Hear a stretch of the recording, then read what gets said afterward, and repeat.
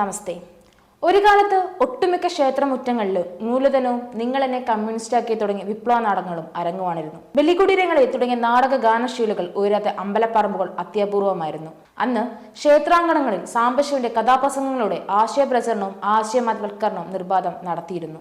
അക്കാലത്ത് ഒട്ടൊരുപാട് ക്ഷേത്രങ്ങൾ അന്തിത്തിരി കത്തിക്കാൻ പോലുമുള്ള വകയില്ലാതെ ആളും അർത്ഥവുമില്ലാതെ പ്രയാസപ്പെട്ടിരുന്നു. ക്ഷേത്രാങ്കണങ്ങൾ കാടും പടർപ്പും കയറി മൂടപ്പെട്ടിരുന്നു.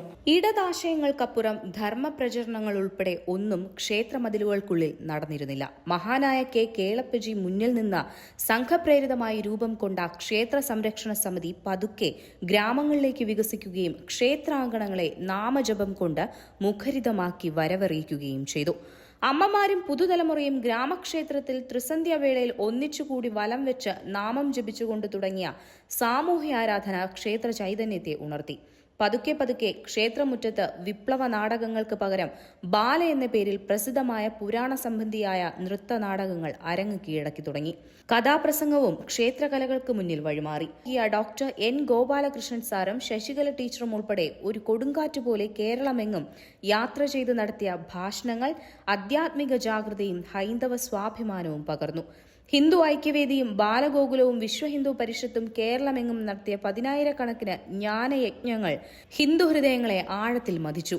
സപ്താഹവും നവാഹവും ക്ഷേത്രാങ്കണങ്ങളിൽ പതിവായി നടക്കാൻ തുടങ്ങി. ഭാരതീയ വിചാരകേന്ദ്രം മുന്നിൽ വെച്ച ഗീതാ സ്വാധ്യായം എന്ന ആശയം ഭഗവത്ഗീത പ്രചരണ ദൃഷ്ടിയിൽ വലിയ ചലനം സൃഷ്ടിച്ചു.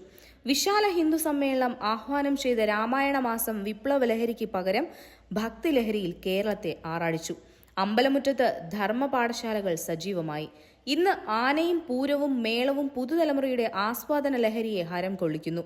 അവരെ ക്ഷേത്രാങ്കണത്തിലേക്ക് ആനയിക്കുന്നു. ചുരുക്കം പറഞ്ഞാൽ വലിയൊരു തപസ്സിന്റെ ഫലമായി വന്ന മാറ്റങ്ങളാണെന്ന് ചുറ്റും കാണുന്നത്. എന്നിരിക്കലും മാറ്റം വരാത്ത അപൂർവമിടങ്ങൾ പഴയതുപോലെ തന്നെ ഇന്നും തുടരുന്നുണ്ട്.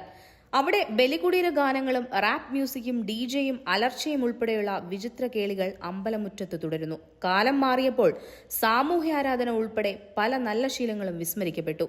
അരാജകവാദികൾക്ക് അതൊരു അവസരമായി. അവർ അമ്പലത്തിലിടം നേടി.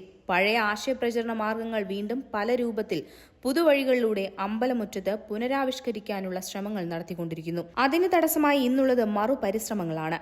അവയുടെ തുടർച്ച നിലച്ചാൽ ഇങ്ങനെ പല പേരിൽ പലതും അമ്പലപ്പറമ്പുകളിൽ അവതരിച്ചുകൊണ്ടിരിക്കും.